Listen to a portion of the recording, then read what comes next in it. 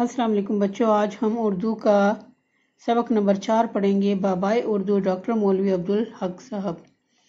اب یہ سبق پڑھنے سے ہمیں معلوم ہوگا کہ ان کے بارے میں کیا لکھا ہے اور ان کی کیا عادات تھیں، کیا کیا کام انہوں نے اردو کے لیے کیے۔ سب سے پہلے ہم مشکل الفاظ کے مطلب لکھیں گے، پڑھیں گے اور اس کے بعد سبق کا خلاصہ۔ سب سے پہلے لفظ ہے محقق، یعنی تحقیق کرنے والا، صحبت، دوستی یا ہمراہی، صدر محتمم، تعلیمات، پرنسپل یا سربراہ۔ مزاج کہتے ہیں عادت کو، انجمن، مجلس یا محفل، شعبہ، حصہ۔ منتخب ہونا یعنی ان کا انتخاب کرنا یا چن لینا، جزو، حصہ۔ اور بابائے اردو، بابا جیسے ہم باپ کو کہتے ہیں، اسی طریقے سے بابائے اردو یعنی یہ اردو کے بزرگ یا سب سے اعلیٰ پائے کے اردو کے محقق تھے۔ تدریس کہتے ہیں پڑھانا کو، اور شاندار یعنی عالی شان، بہت ہی عظیم۔ بے دم ہو جانا یعنی جیسے دم کہتے ہیں نا سانس کو، اور بے دم یعنی سانس نہ رہنا، اور جب سانس نہ رہے تو بندہ مر جاتا ہے، بے دم ہو گیا، مر گیا۔ اسی طریقے سے عروج بلندی کو کہتے ہیں، فسادات جھگڑے کو، سنگین یعنی سخت، کتب خانہ کتابیں یا لائبریری، انجمن مجلس محفل یا کمیٹی کو کہتے ہیں، حسرت خواہش کو، اور بد دل ہوئے دل برا ہونا، ہم عصر ایک ہی زمانے کے، ایک ہی دور کے، ایک ہی وقت کے، نتائج نتیجہ کی جمع، دامن چھڑایا یعنی کبھی بھی پیچھے نہ ہٹے۔ اب کچھ ایسے الفاظ ہیں جو اس سبق کے بیچ میں دیے گئے ہیں، اور تھوڑی سی اس کی بھی تفصیل بیان کرتے ہیں۔ کیمپ ویسے تو پڑاؤ کی جگہ کو کہتے ہیں، یا کسی ادارے کو، یا چھاؤنی کو، یا لشکرگاہ کو۔ پھر ہے نکات شعراء، نکتہ کی جمع یا باریکیاں۔ ذکر میر، تعریف اور کلام میر، میر بھی شاعر تھے۔ مخزن نکات یعنی خزانہ، مخزن کہتے ہیں خزانوں کو۔ قواعد اردو یعنی قواعد، قاعدہ کی جمع، اور ضوابط۔ جب آپ لوگ یہ سارا سبق پڑھیں گے تو پھر بیچ میں سے ان الفاظ کی ڈیٹیل بھی آپ کو سمجھ میں آ جائے گی۔ اب ہم سبق کا خلاصہ تھوڑا سا دیکھتے ہیں کہ ڈاکٹر مولوی عبدالحق نامور ادیب، مترجم اور مشہور محقق تھے۔ ابتدائی تعلیم میرٹھ سے حاصل کی۔ 1894 میں علی گڑھ سے BA کی ڈگری حاصل کی۔ جنوری 1902 میں آل انڈیا محمدن ایجوکیشن کانفرنس علی گڑھ کے تحت ایک انجمن کا قیام عمل میں آیا۔ اسی انجمن کے تحت عثمانیہ یونیورسٹی بنی، جس کے ایک طالب علم محمد یوسف نے آپ کو بابائے اردو کا خطاب دیا۔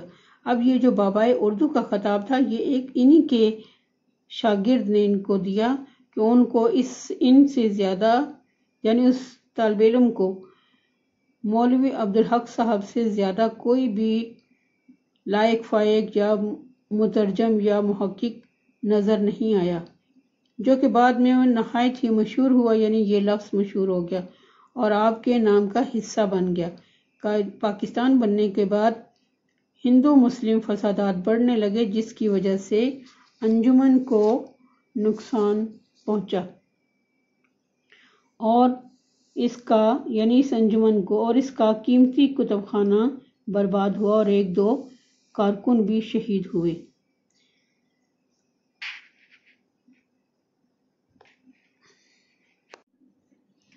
پیارے بچوں، اب ہم سبق نمبر 4 بابائے اردو ڈاکٹر مولوی عبدالحق کے مشقی سوالات کے جوابات دیکھیں گے۔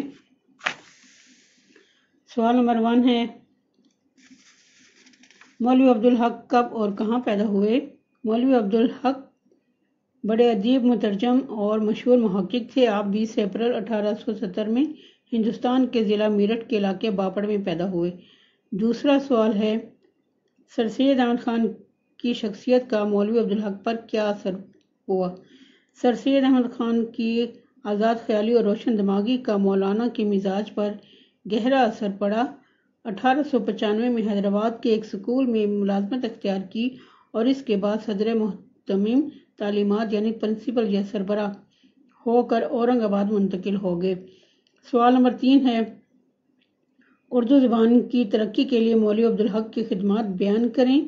جواب ہے جنوری 1902 میں آل انڈیا محمڈن ایجوکیشن کانفرنس علی گڑھ کے تحت ایک علمی شعبہ قائم کیا گیا جس کا نام انجمن ترقی اردو تھا۔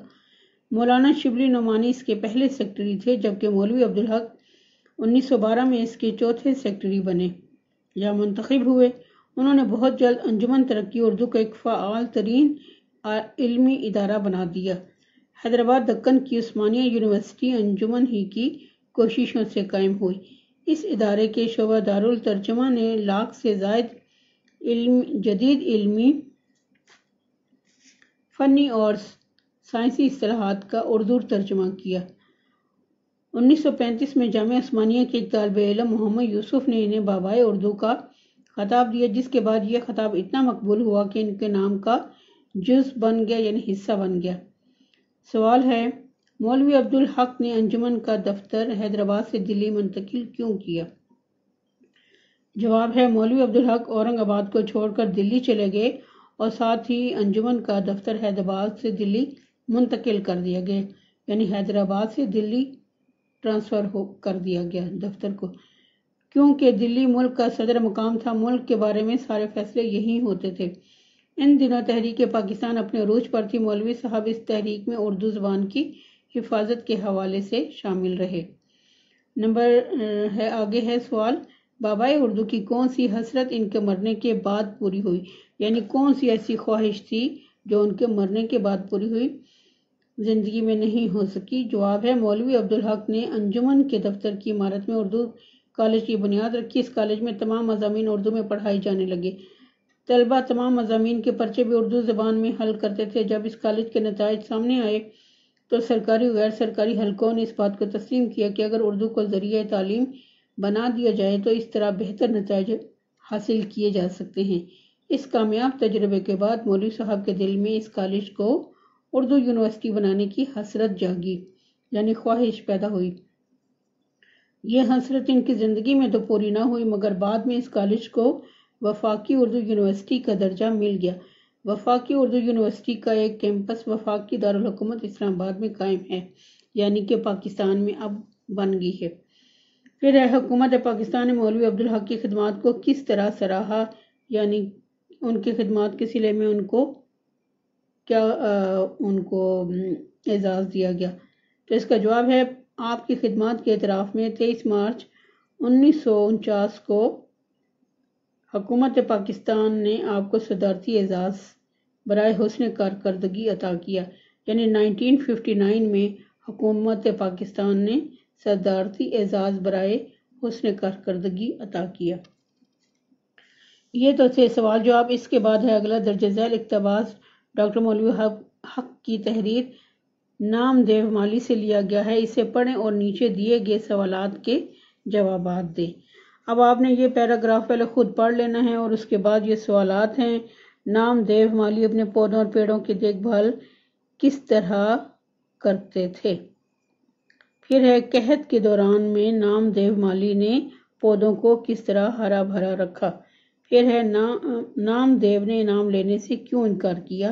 یہ 3 سوالات ہیں جو آپ نے خود ہی اس کے جوابات یہ پیراگراف پڑھنے کے بعد لکھنے ہیں۔ یہ کاپی پہ لازمی کام کرنا ہے، یہ والا بھی پیراگراف کا بھی اور سوالات کے جوابات بھی۔ اب ہم سبق نمبر 4 بابائے اردو ڈاکٹر مولوی عبدالحق کے گرامر کا پورشن دیکھیں گے۔ گرامر ہے اسم معرفہ کی اقسام، اسم علم، اسم ضمیر، اسم موصول، اسم اشارہ۔ اس عمل میں ہے خطاب، لقب، عرف، تخلص اور کنیت۔ پچھلے سبق میں ہم نے صرف ان کے نام پڑھے تھے، اس سبق میں اس کی تفصیل بیان کی گئی ہے۔ سب سے پہلے ہے خطاب۔ خطاب وہ نام ہے جو کسی خوبی کی وجہ سے حکومت کی طرف سے دیا جائے، جیسے شمس العلماء سر نشان حیدر۔ پھر ہے لقب، وہ نام ہے جو کسی خوبی کی وجہ سے قوم کی طرف سے دیا جائے، جیسے سیف اللہ، کلیم اللہ، قائد اعظم، مادر ملت وغیرہ۔ پھر ہے عرف، وہ نام ہے جو والدین بچپن میں پیار سے پکارتے ہیں یا لوگ کسی وجہ سے اصل نام کو بگاڑ کر مشہور کر دیں، جیسے پپو، گڈو اور جاوید سے جیدہ وغیرہ۔ تخلص، وہ مختصر نام جو شاعر اپنے اشعار میں استعمال کرتے ہیں، جیسے اسد اللہ خان غالب، محمد حسین آزاد، الطاف حسین حالی۔ ان میں غالب، آزاد اور حالی وغیرہ تخلص ہیں۔ کنیت، وہ نام جو ماں، باپ، بیٹے، بیٹی یا کسی تعلق کی وجہ سے پکارا جائے، جیسے ابن مریم، ابن کہتے ہیں بیٹے کو، ابن مریم مریم کا بیٹا، ابو عبداللہ، ابو کہتے ہیں باپ کو، ابو عبداللہ یعنی عبداللہ کا باپ، ام سلمہ یعنی سلمہ کی ماں، ام کہتے ہیں ماں کو، بنت ہوا، بنت کہتے ہیں بیٹی کو، بنت ہوا۔ اب سوال نمبر 3 ہے، کالم الف کو کالم ب سے ملائیں۔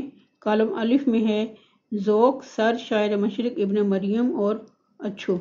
کالم ب میں ہے خطاب، لقب، کنیت، عرف اور تخلص۔ یہ آپ نے اس کو میچ کر دینا ہے۔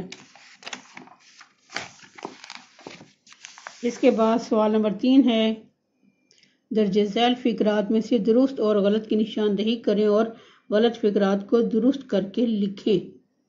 یعنی پہلے آپ نے اس کو غلط اور اس کی نشاندہی کرنی ہے، اس کے بعد لکھنا بھی ہے۔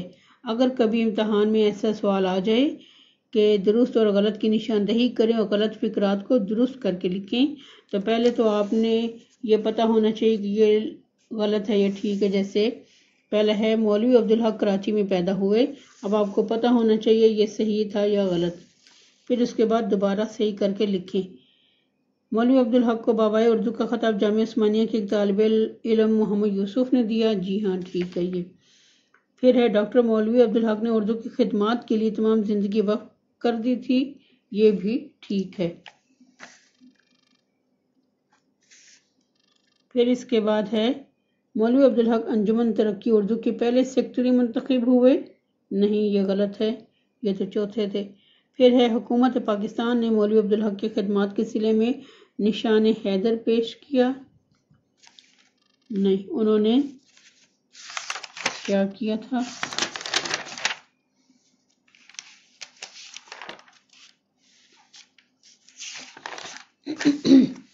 اس کے بعد ہے سبق کی روشنی میں دی گئی خالی جگہ کو مناسب الفاظ سے پر کریں۔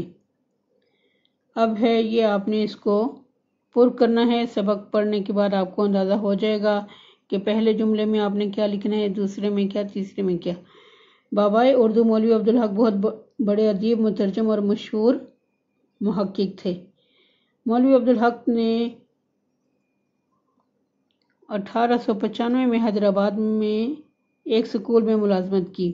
مولانا شبلی نعمانی انجمن ترقی اردو کے پہلے سیکرٹری تھے۔ مولوی صاحب کو آخری عمر میں خرابی ہاضمہ کی شکایت تھی۔ اچھا پھر ہے مگر جب بھی تھوڑے سے ہوش میں آئے تو انجمن یعنی اپنے ادارے اور اردو کے الفاظ ان کے منہ سے نکلے۔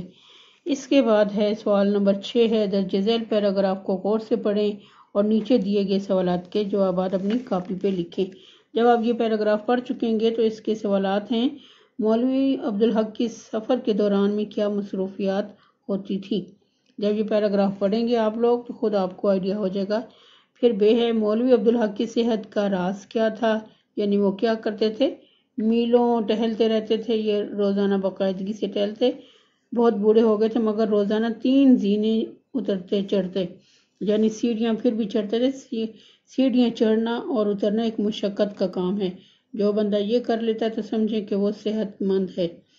پھر ہے مولوی عبدالحق کا حلیہ بیان کریں، یعنی وہ کس طریقے کے تھے؟ سفید داڑھی، لمبا قد، دورہ بدن، روشن آنکھیں، سر پر ترکی ٹوپی، عمدہ شیروانی، ہاتھ میں چھڑی، یعنی جو کوئی بھی دیکھتا تھا سمجھتا تھا کہ یہ کوئی بڑا آدمی ہے۔ اور اس کے ساتھ ہی ہمارا یہ چوتھا سبق بھی مکمل ہو گیا۔